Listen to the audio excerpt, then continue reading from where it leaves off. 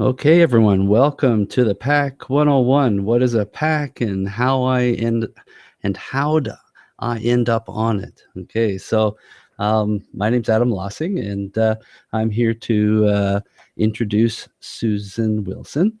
And Susan lives in Winlaw, just outside of Nelson, in the West Kootenays. Susan is a wife and mother of three boys, all of whom have successfully graduated from BC's public education system. Susan has just. Sorry. Okay, so my name's Adam Lossing, and I'm here. There we go. I got a monitor going here, so a little bit of interference. So yes, Susan successfully got children that graduated from BC's public education system. And Susan has been a parent volunteer since 1996, starting out at the PAC level as the Winlaw Elementary School DPAC rep. Susan learned quickly the importance of being involved with her children's education. She has held a variety of executive positions both on PACs and at the Kootenay Lake DPAC, including DPAC chair for 3 years. Susan has actively involved in the Kootenay School District number 8 Policy Committee, working with teacher, principals, and school district staff to ensure the policies and procedures were fair for families. Susan also sat on the district's finance committee for 6 years as a parent rep.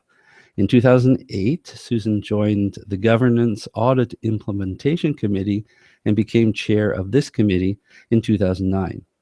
Through that experience, Susan has learned the importance of having a strong governance foundation in an organization to make sure the operations work smoothly and fairly. In 2011, Susan was elected to the BCCPAC Board of Directors as treasurer, a position she's held for 4 years. Susan will not be seeking re-election at this year's BCCPAC AGM, which we're all sorry to hear. So, Susan, how are you this evening? Oh, thank you so much, Adam. It always sounds so odd when you hear yourself, your accomplishments being spoken out loud. Yes, exactly. Well, there are many, and I think I can speak for many parents in thanking you for your service to public education. I just want to provide just a little bit of an overview as well. Sorry to interrupt there, but I just want to let people that are in the room know that on the right-hand side of their screen, they have a number of tabs that they can use. So there's a chat tab, which you can write questions into. So if you need to communicate with me as a moderator, any problems that you might be having, I can help you with those. There's also a tab for polls, which we're going to be putting up for you just to see who's in the room and what kind of positions you've held. And you can also see who else is in the room. So I think that I can turn things over to you, Susan, and let you carry on with your presentation. Okay, great. Thank you very much, Adam. I did want to start off with a couple of polls, basically asking what part of the province that everyone in the room is from, as well as which executive position that you currently hold. So I think, Adam, you've got... Yeah, and those polls are up there now, Susan. Great. So you can move the slide of the areas. We've got the Caribou, Chilcotin, Kootenay Rockies, Northern British Columbia, Vancouver Coast and Mountains, Thompson, Okanagan, and the islands. And I have a bit of a map here. There you go. Yeah. So just people that are in the room can select what region they're from, and we'll just give them a moment to do that, and then we'll share the results with them. You bet. And the reason why we're asking where you're from is just, it gives me an idea of who's in the room, as running PACs in a smaller rural area is usually a little different than running them in a big metro area. So it's good to know who's in the room. Normally, I do this presentation in front of people. So Adam and I have worked out that he can interrupt me at any time. So if you guys have a question, please feel free to use the chat. And this is the first of 2 webinars that the board has set up. Hopefully these aren't our last. Oh, here we go. I could see results. Hopefully others can. Yeah, So we've got, we've made public there. So looks like we've got 50% coming from Vancouver. Yeah. nice. 17% from Thompson, Okanagan, and 33% Okay. from the island. Excellent. And so if we could get into which executive positions. Sure. Okay, let's put that one up there. And again, it's to give me more of an idea of who's in the room. And right, there's no test at the end. It's all good.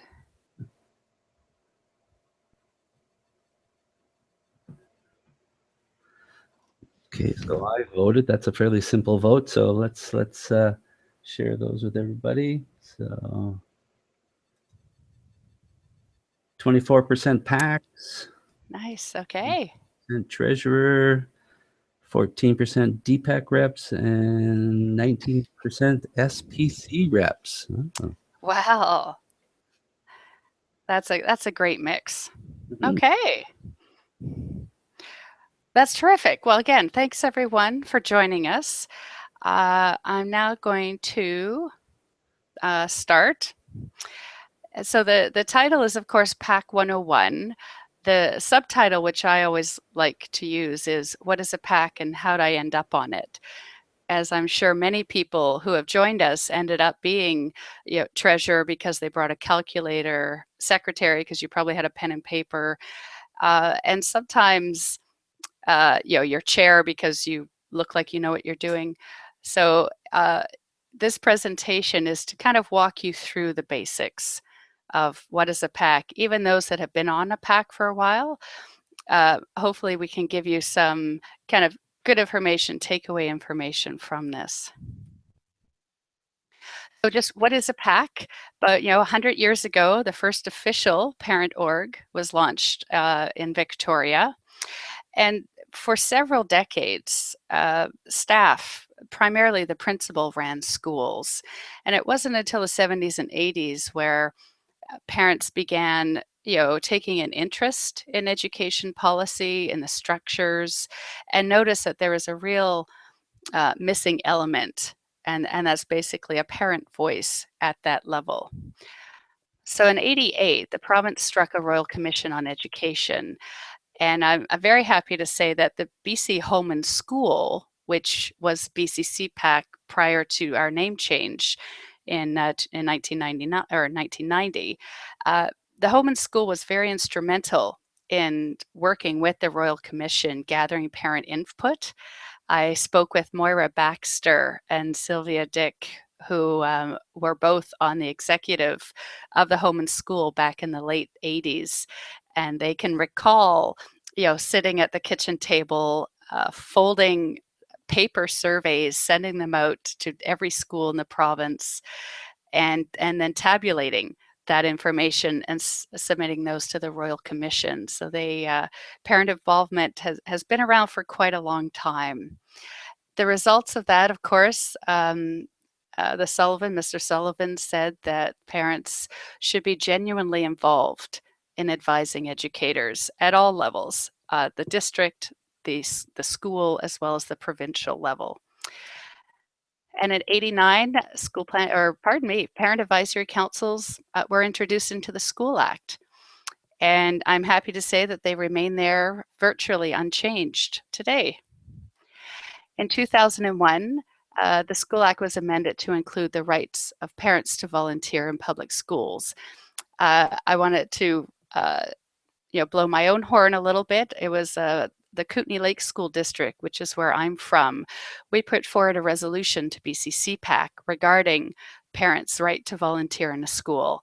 And this is my little example about how resolution to BCCPAC at the provincial level can influence public policy and legislation. So I'm very happy to kind of point that out. In 2002, the School Act was amended again to include DPACs. Prior to that, DPACs weren't officially an organization, so some districts had them and some didn't. And sorry, everyone, I'm not following my own notes here. And so in the end, what does it all mean? That parent involvement has been around for over a century, but PACs in our current structure, we're just entering our mid-20s. So I just wanted to stop here and see if anyone had any questions about just kind of what is a PAC and the structure. Yes, I've got some questions here. There's lots of them coming in, Susan. So, Great. can you explain what a DPAC is and what an SPC is? For sure. The DPAC is the District Parent Advisory Council, and their mandate is to advise your school board on any matter relating to public education. Similar to your PAC, the Parent Advisory Council, you meet with the principal, you liaise with school committees.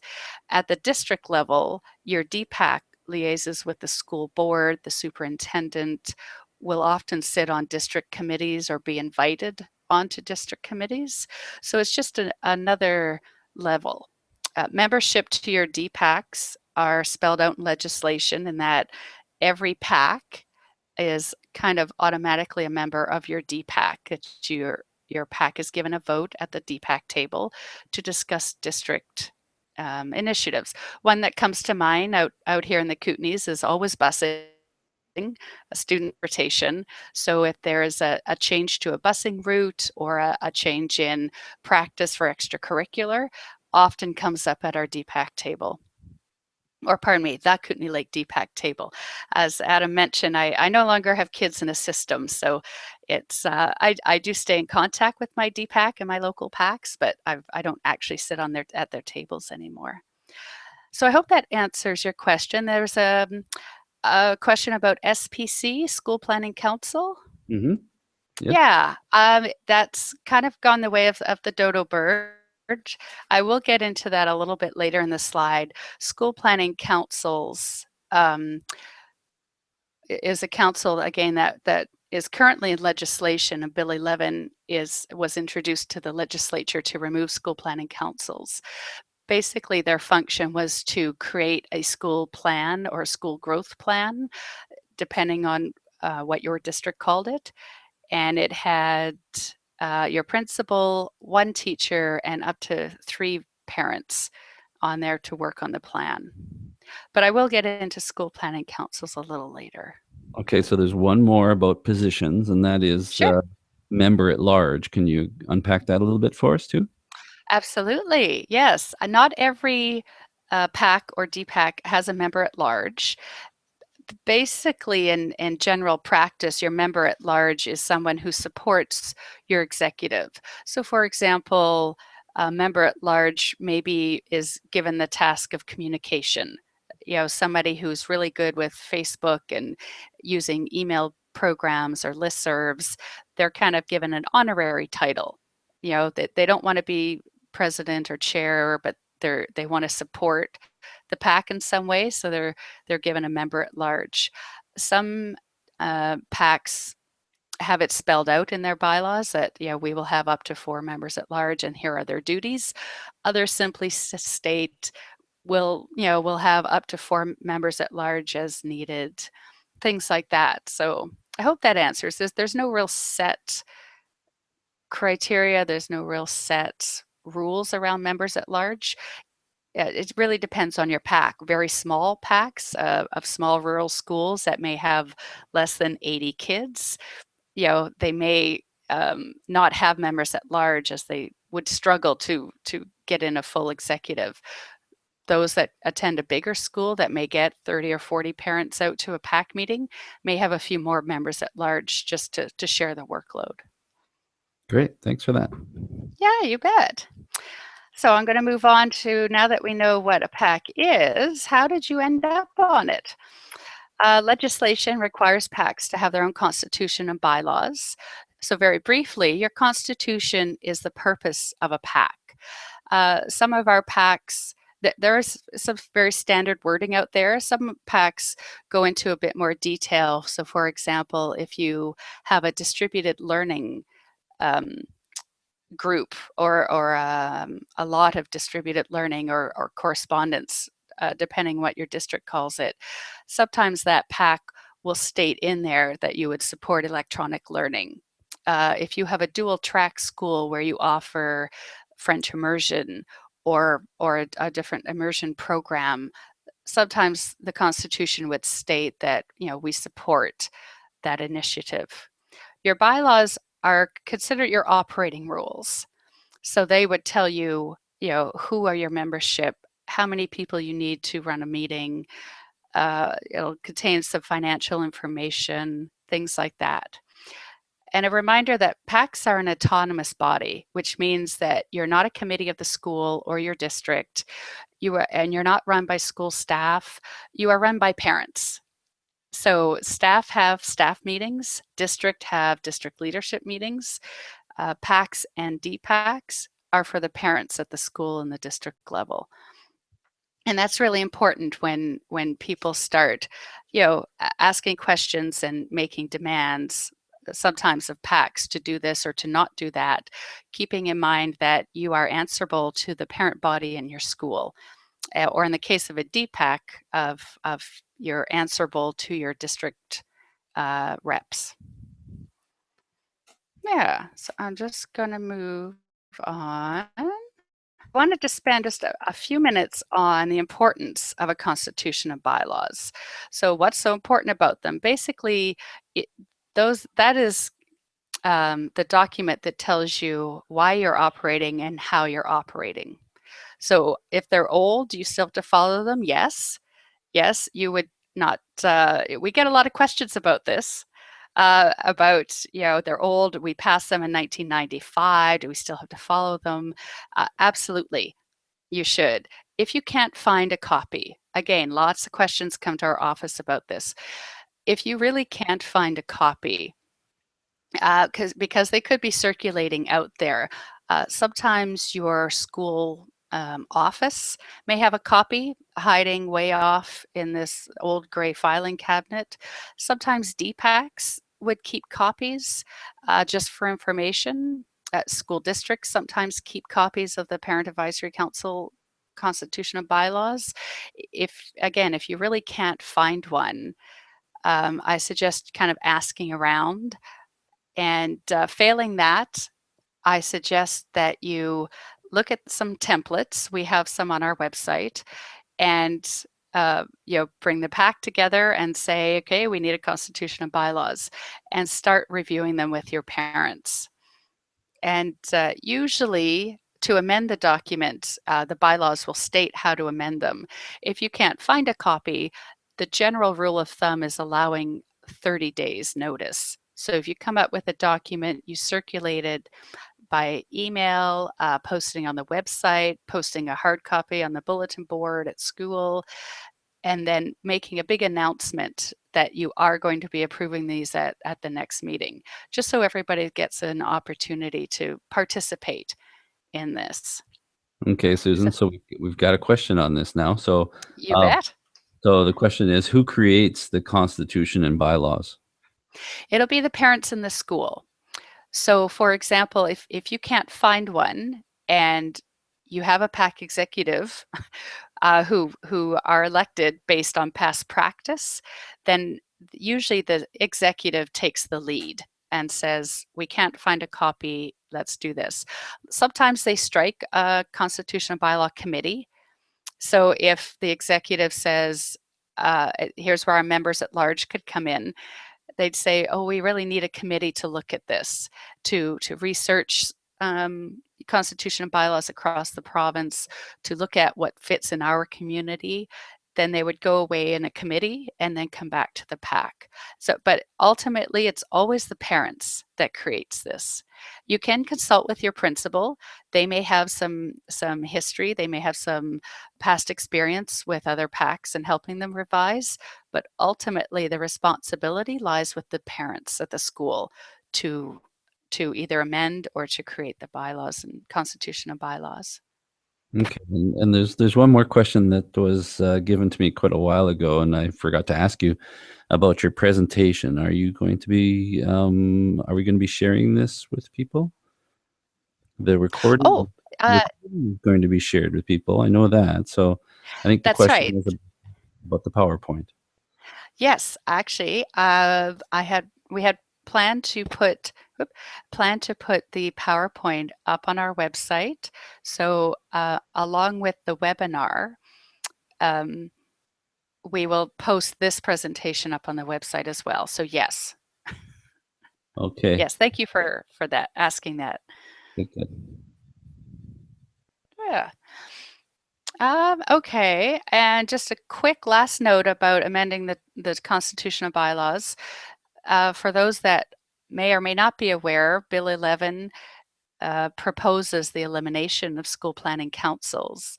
Bill 11 has gone through its first reading at the BC legislature in Victoria, and we have every expectation that school planning will pass and school planning councils will be eliminated.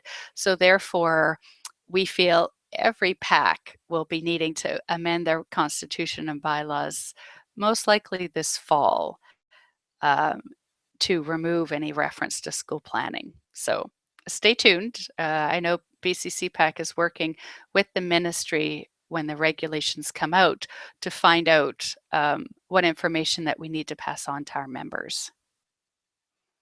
Yeah, so I'm going to move us on to some fairly executive positions. The chair and vice chair. Some people or some bylaws say president.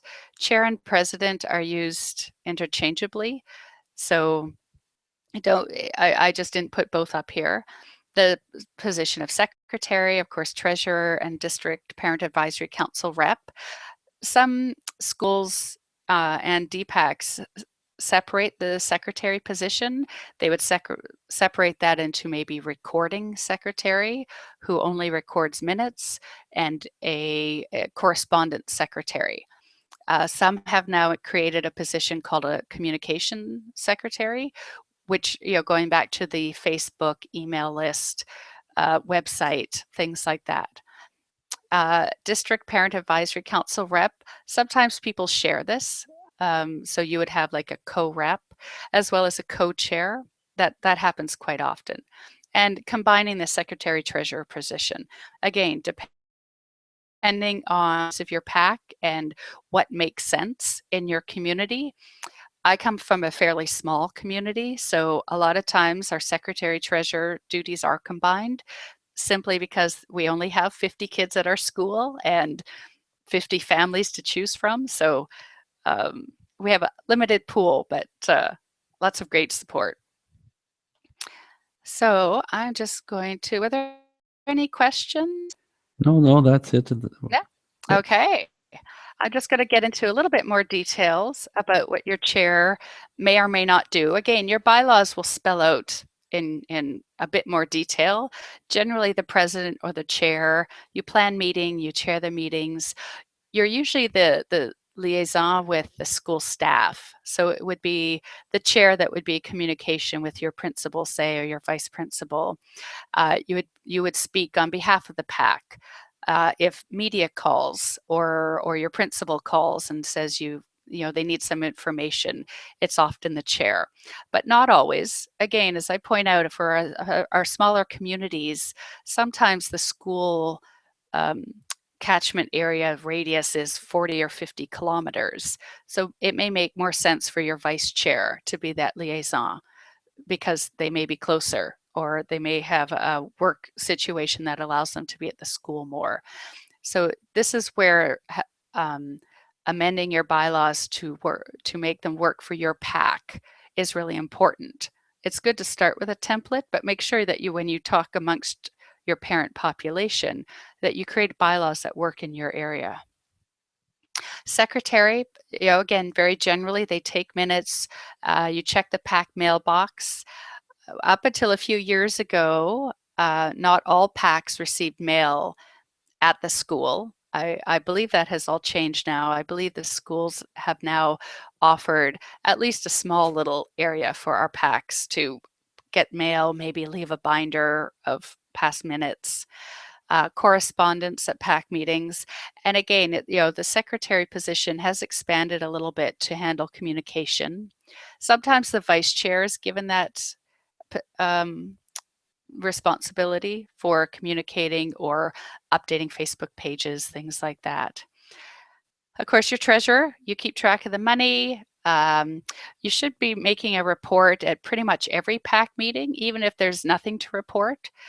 Some of the smaller schools may only have 3 or 4 financial transactions. So other schools, I think we've got about half of our participants are from the Vancouver area.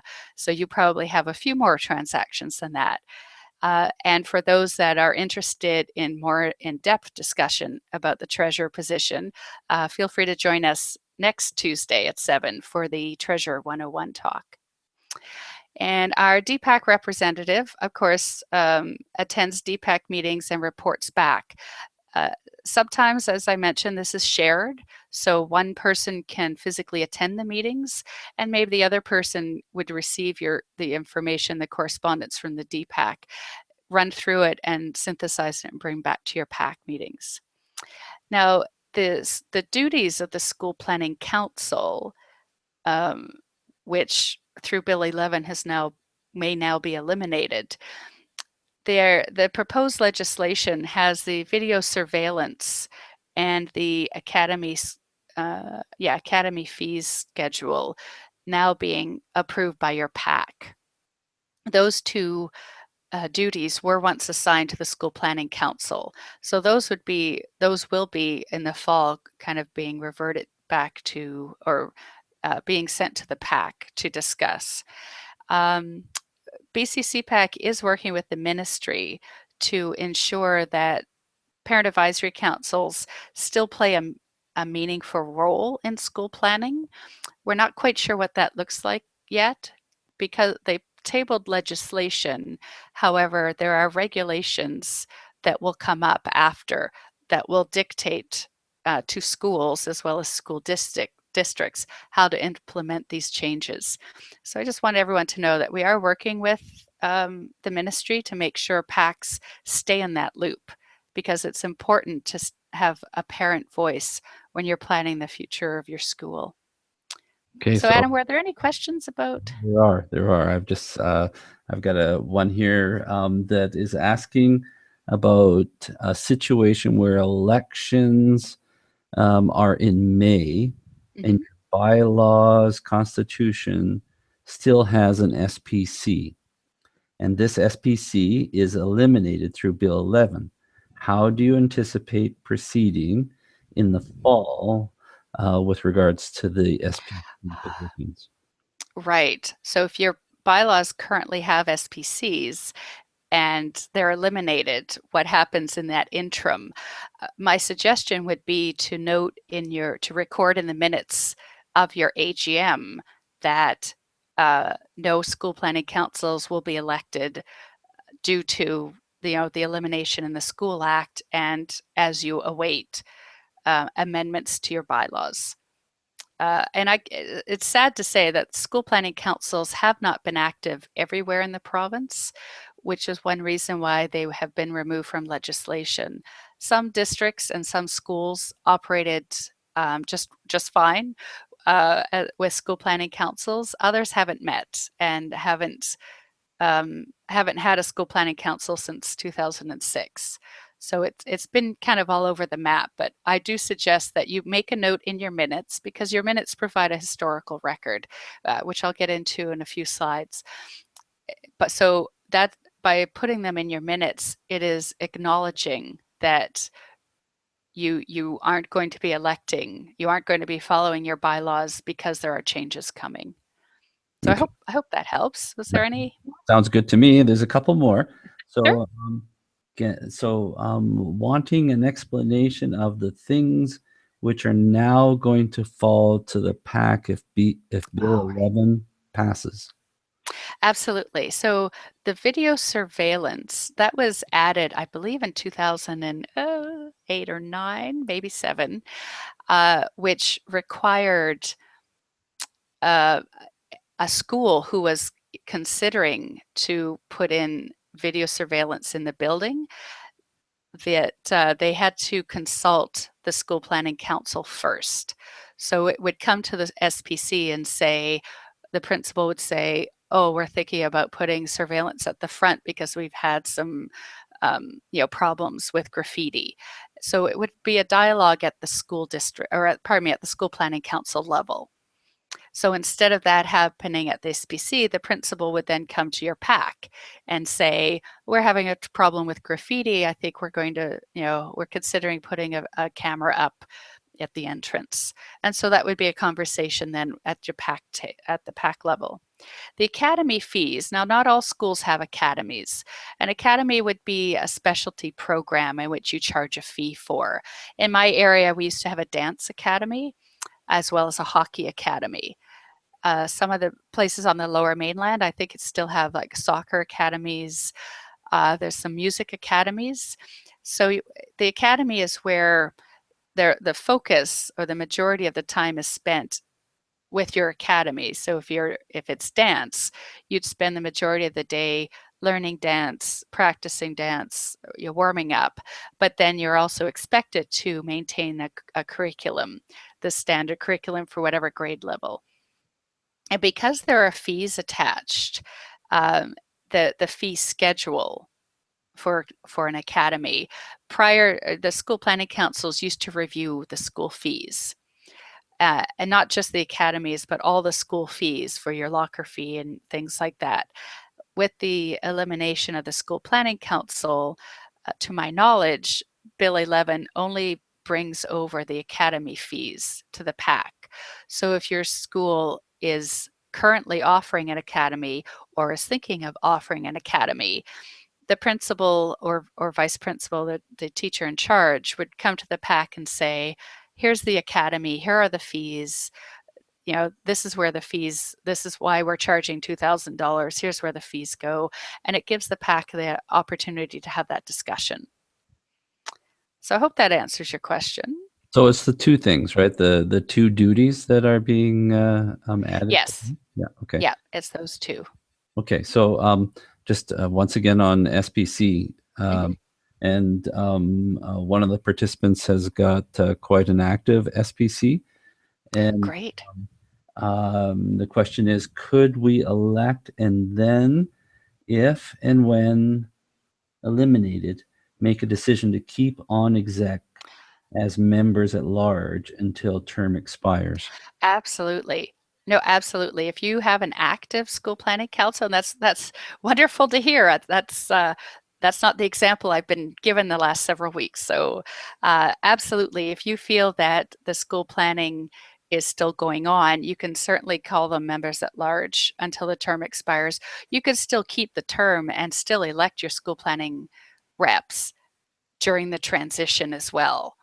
I wouldn't want a PAC to feel obligated to elect people in the fall if they've never had school planning elections before, to have them last for 2 months until the bylaws are changed. But if you have an active one, that's great. And so Yeah, they can keep them on as executive. absolutely. Okay. Yeah. So, and then there's another question, which is Sure. Yeah. one that I wanted to ask actually. So, Uh-huh.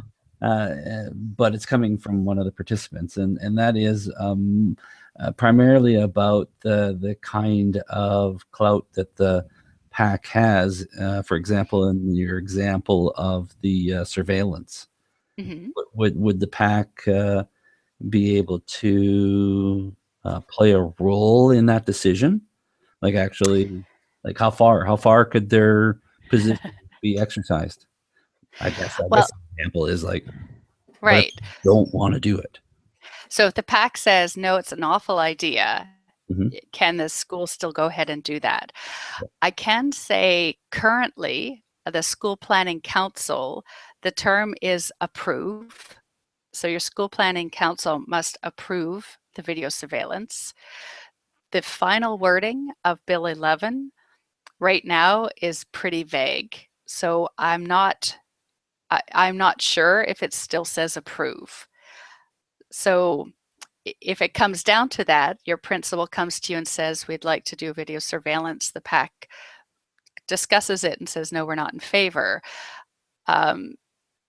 We'd have to see what the regulations say on that. And I hate being wishy-washy, but I just, at this point, I don't know if the same word approve will be in the PAC duties as it is currently in the SPC. That has come up quite a few times when your school planning council doesn't agree. And a lot of our school districts have policy around school planning councils. And it will state very clearly in there the decision making.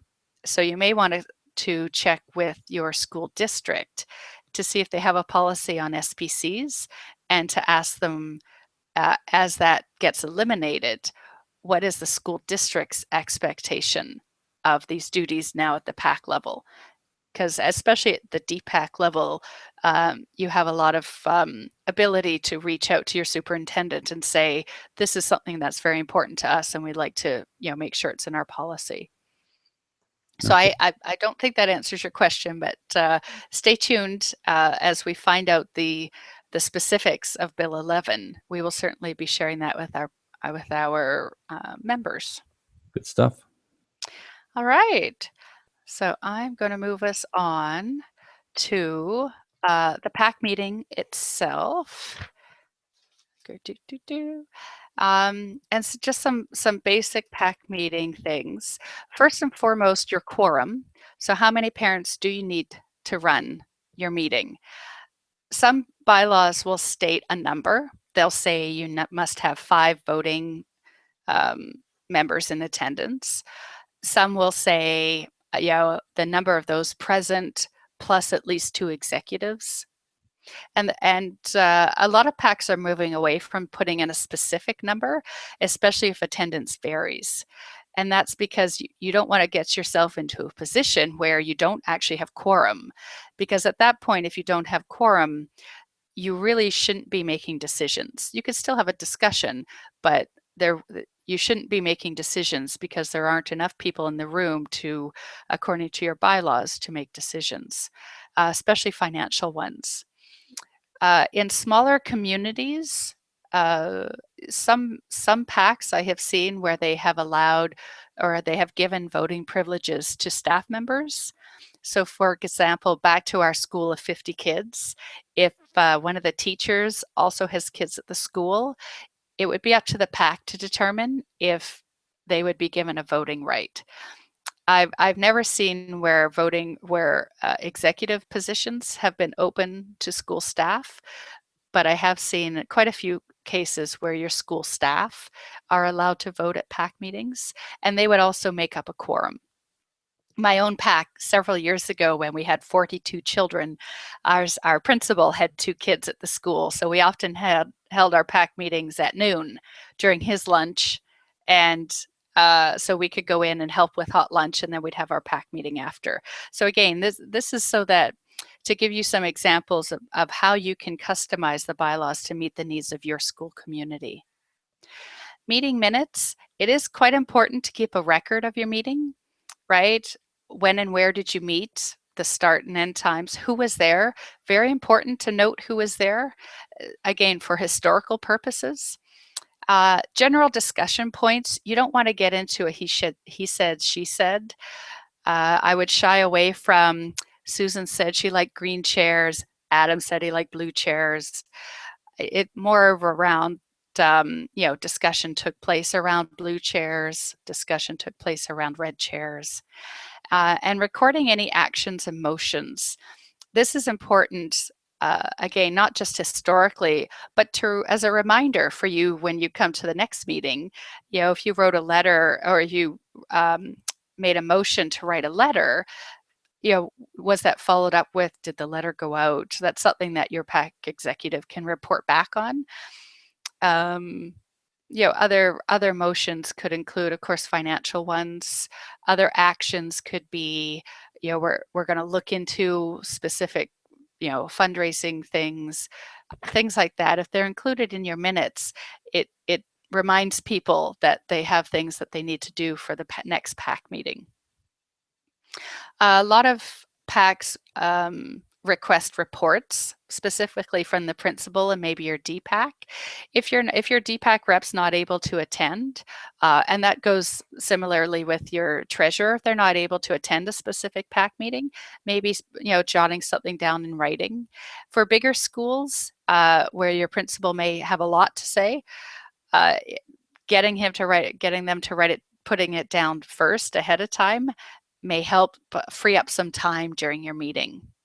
And also any trustees, if your trustee often comes to your school or to your PAC meetings, do they have a report? Would it be good to limit it to 2 or 3 talking points? Things like, again, you'd have to look at the parents in the room, look at the size, right? Look at the need. Maybe your trustee has some really interesting things you want to share. And if that's the case, you'd move them into a discussion item and take it out of the reports. So are there any questions about the meeting itself? I'm not seeing any, Susan. No, because once in a while, parents struggle, PACs struggle with their principal attending for the whole meeting, or they will have a teacher attend for a meeting.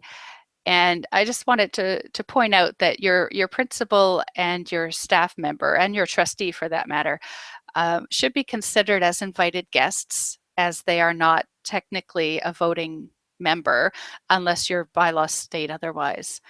And it's important to form a relationship, not just with your principal, but also your trustee, about respecting the time that parents put into a PAC meeting. So back to these reports, do you want to give them a whole hour to report out on, or give us the top 3 and maybe put the rest in writing?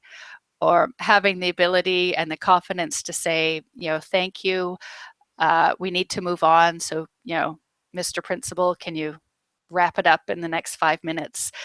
That all comes with time, that all comes with relationship building. But I just wanted to point that out, because sometimes it can be uncomfortable if your principal's going on. And it's not that they don't have good things to share, but PACs also have important business to get to. So it's okay to politely tell your principal that you need to move on and maybe you have 5 more minutes left, things like that. Now, teachers attending PAC meetings, same thing, unless they are, of course, a voting rep through your bylaws. But if they're coming to the PAC meeting maybe to share information, a lot of teachers who are involved in extracurricular events will come and share what their group is doing, maybe request letter of support if they're doing some grant writing. Sometimes those requests or those presentations can be done within 15 or 20 minutes, and then you can ask the teacher to leave, or maybe you've already worked that out with the teacher that they can come for a certain period of time and then leave the room, so that the parents have an opportunity to discuss anything that any requests that the staff had put up forward. Okay, so I just yeah, go ahead. Susan, I've got a couple of questions here. So one is about sort of meeting procedures, and it's about whether all motions need to be voted on. The quick answer is yes.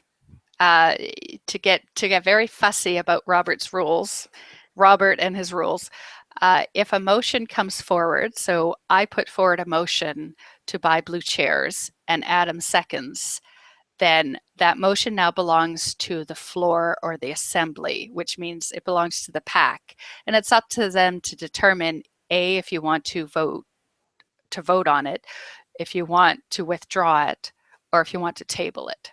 So yes. In a nutshell, yes. Sometimes you only really need an action item. For example, you want to write a letter to the school for something about the blue chairs. If everyone is sitting around the room is in agreement, that can be an action item. If somebody in the room has a real question and thinking, oh, I'm not sure about those blue chairs, maybe we should be asking about red, you may want to put something like that to a motion, just so that the person that has a question or is uncomfortable or doesn't agree has the ability to say, you know what, I disagree and I would like that noted in the minutes.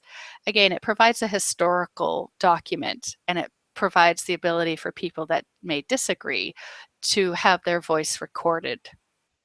Okay, so So, here's yeah. another question about voting, and that is a distinction between the executive and the general membership.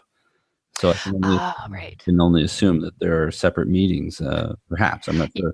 But the Mhm. question is, what decisions should be voted on by exec versus general membership? Generally, your bylaws will state that. They will have something like the executive committee consists of, chair, vice chair, secretary, and that committee's duties are XYZ. So I would look to your bylaws. If there's nothing in the bylaws, I highly recommend you write something up, because that can change depending on the school. In bigger centers, the executive committee would be charged with preparing, of course, the minutes, the executive reports, probably the budget. In smaller PACs, uh, that's probably done at a PAC meeting. So I would recommend that you look at your bylaws to see um, what the distinction would be. If there is nothing, some PACs will have an operation manual or a policy manual that will say these items fall under the responsibility of the executive, and these, over a certain dollar amount, maybe the executive must come to the PAC. For example, the PAC I used to be on, they had $100 limit. So the executive could spend up to $100, say, for a thank you gift or a farewell gift. Anything over that had to come to the PAC. So your bylaws would spell that out. Okay, so there's another one, Mhm. procedure. And is there an executive position for past president? And then it follows up with, are there rules around how long a role can be filled? For example, can a president be voted into the same president role Right. year after year? Past president is something that probably most PACs still have. It, a lot of organizations, nonprofits, which is kind of the umbrella that we fall under, are moving away from the term past president. Uh, and it's generally the duties would be spelled out in your bylaws, and it is simply to, foster a smooth transition to the incoming president. So again, it would depend on on your bylaws. It would depend on the conversation at your PAC. The rules around how long someone can be in that position, again, would be in your bylaws. A lot of bylaws will state, you can't hold it any longer than 4 years or 3 terms, or there'd be something like that. But that would be in a bylaw. Okay, So, yeah, one more question. okay. So can a motion only be withdrawn by the member who put it forward? Off the top of my head, yes, I believe so. Anyone else can table it. So, for example, I put forward a motion to buy blue chairs. Adam seconds, and after the discussion is heard, all right, now everyone's thinking, oh, I think maybe we jumped the gun. We might not want to. If I don't want to withdraw it, someone else can put forward a motion to table. And you could table to the next meeting, or you can table indefinitely, which basically means it falls to the floor and there's no vote. So, as far as I know, the motion to withdraw is from the member who put forward, and I believe that's either the mover or the seconder. So if I moved, Adam could make a motion to withdraw. Okay. So Robert's rules, Bobby knows a lot about these. There is a Robert's rules for dummies that Okay, and I, I'm yeah. I'm not sure if you covered this, but there's a question about quorums and what if you don't have a quorum? Yeah.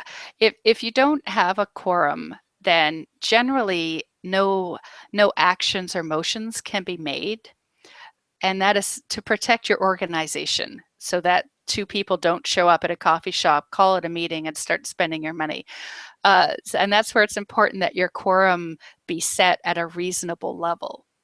So if your quorum in your bylaws, it will be stated in your bylaws that your quorum is 5, and you consistently only get 4 people out, then maybe it's time to look at that, because you shouldn't be making motions to buy things, motions to write letters and things like that. So you could still have discussion, and you could still take notes and say, well, we talked about this and we talked about that. But the actual, any actions or motions really should be kept for meetings that have full quorum. Okay. Can I hold you up for one more question? You bet. Yeah. Okay. So, so are these type of voting rules contained in Robert's Rules guidelines, or are they in bylaws? A lot of bylaws will say, will have a phrase in them that says anything not contained within these bylaws will follow Robert's Rules with the latest, edition. So that's, again, back to your bylaws. Those specifics around motions and voting usually fall within Robert's Rules, right, or Robert's guidelines. There's also there's Bordeaux rules too, which are more Canadian. So Robert he's the most known, but there are other rules that other conference and meeting rules that you can follow. So a lot of times it'd be a combination of your bylaws. So I hope that makes sense. Some PACs have gone into, as I mentioned earlier, introducing internal policy. And through those internal policies, you can get into much more detail. Your bylaws give you the ability to vote, and your internal policy would tell you how and the process around it. So not to get too far off topic, but I would consult your bylaws and see if there's a Robert's Rules clause in there. And if so, you may want to flesh that out in an internal policy. Okay, Susan, Yeah. so I'm going to jump in here and say Yep. that I'm going to encourage people to continue to ask questions, but I also am aware that we're close to 5 minutes to the end of our Oh, goodness. presentation. So I want to make sure that you have a chance to get through that. And can I just save the questions for the end?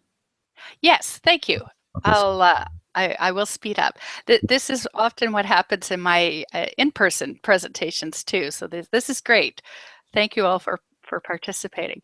I just wanted to, and I am only on my last few slides.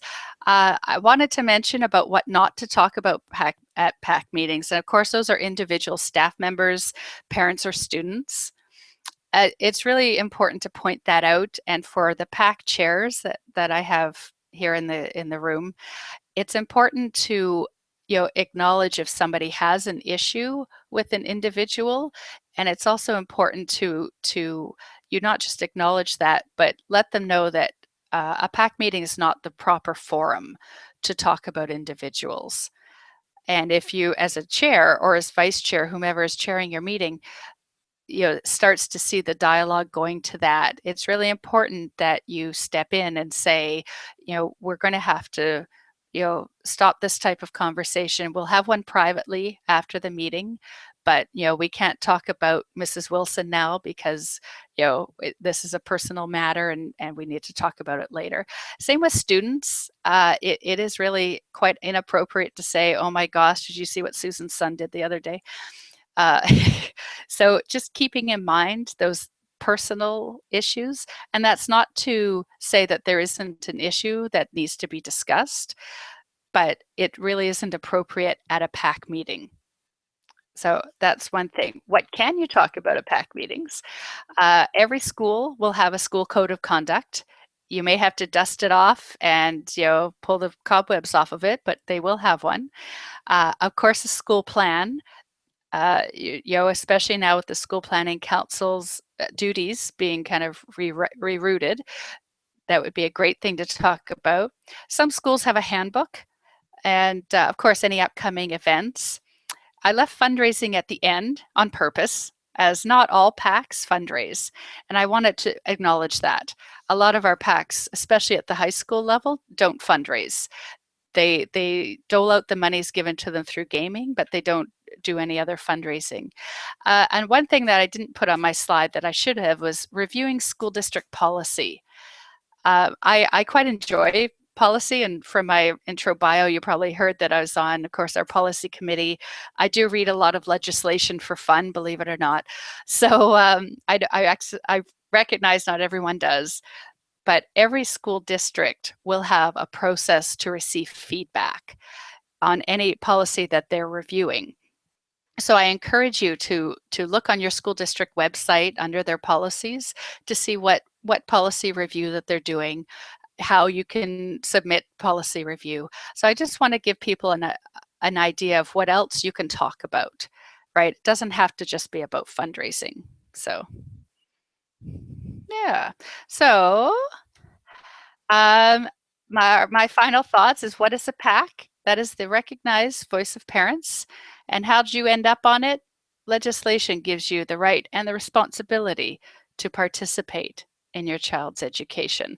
So we can get to the questions. Okay. And I appreciate everyone. I know we've got a few minutes left before 8. So go ahead, Adam, if there's anything else. Yes. Okay. So there's a question about changes to bylaws. Can they be made at any time of the year, so long as 30 days notice has been given before voting? Again, your bylaws will tell you when and where you can amend your bylaws, but generally they're made at any meeting, but you do have to give notice, right? Some bylaws will say 15 days, some say 30. I have seen one PAC that had 45, God love them. So I would consult your bylaws. If you are in that position of you can't find your bylaws and you're in the process of revising and creating new ones, I would stick with the 30 days as, again, back to giving your parents the opportunity to look at, kind of read through everything. So, and usually your bylaws can be amended at any duly called PAC meeting. They don't have to be at your AGM. And in fact, I don't recommend that you wait for your AGM, because bylaws should be looked at frequently, right? You should be looking at them quite often. Back to, does a quorum work? Maybe from one year to the next, you may change voting privileges for staff members, things like that. Okay. Yeah. So thanks for that. I got another bet. one here about proxy being accepted at the vote in May for the next year's PAC executive positions. Proxy at the vote in May. So I'm assuming that you have elections in May. That's that your PAC executive is being elected in May for next year. So proxy voting, again, you'd have to look at your bylaws. To my knowledge, and I've worked with several PACs and DPACs across the province, I don't know of anyone that allows proxy voting, not at the PAC or DPAC level. At BCCPAC, we do. And I could be wrong. I haven't seen every single PAC or DPAC. Proxy voting requires, some thought into who can hold one. Is it an open proxy or is it for a specific issue? Things like that. I do know a lot of PACs often vote in May for the new executive, and that allows the executive to work over the summer and create a plan for the fall. I know probably just as many PACs who hold elections in October to allow for the new families to come in and start. So there's no real right way about when to hold the elections for executive positions, but I would look at your bylaws, because I'm pretty sure proxy voting would not be allowed at the PAC level. And if it does, please contact me. I'd love to see what your bylaws say about that. Okay, so here's a question about sounds like a bit of a delicate situation where someone in an executive position is overstayed the Ah, what's been stated in the Constitution as a limit. How do you politely go right. about dealing with that? That is a good delicate conversation to have. Sometimes in some cases it's needed simply because your pack is small. Other times it is really up to the parents at the AGM of your Parent Advisory Council AGM to state, thank you for your time. Thank you for your commitment to the children at the school. By our bylaws, we can no longer accept your nomination. Sometimes, bringing up the bylaws, or if you have policy around something, that takes the personality out of it. So you could say it's nothing personal, but it's clearly stated in the bylaws that, you can only run for 2 years. I know you've been in for the third. We really appreciate your time. So it's having those difficult conversations. It's also back to the responsibility of the parents. It's it's the responsibility of the parents to understand that they also need to step up and support your executive. If they find that there's someone who's kind of overstayed their welcome, parents need to step up and say, "Well, how can I help? Maybe I'll be a co-chair this year to help you out. Maybe I will, assist with some secretarial duties. I will be a member at large to assist." So it's not just encouraging a person to leave. It's also encouraging more people to participate. So I hope that helps. Okay, well, that's good. Here's an interesting question about the availability of a PAC forum for executive across districts to chat and get advice or feedback from one another. Oh, that's an excellent way. I know that some of the bigger districts have either a listserv or a forum or some kind of electronic means to connect their parent advisory councils, in a district, and that is really, really quite helpful. BCCPAC, we are actually working on an initiative like that for our DPACs, and it's electronic, so it comes into your inbox, and if you have time to look at it, great. If you don't, you kind of move on.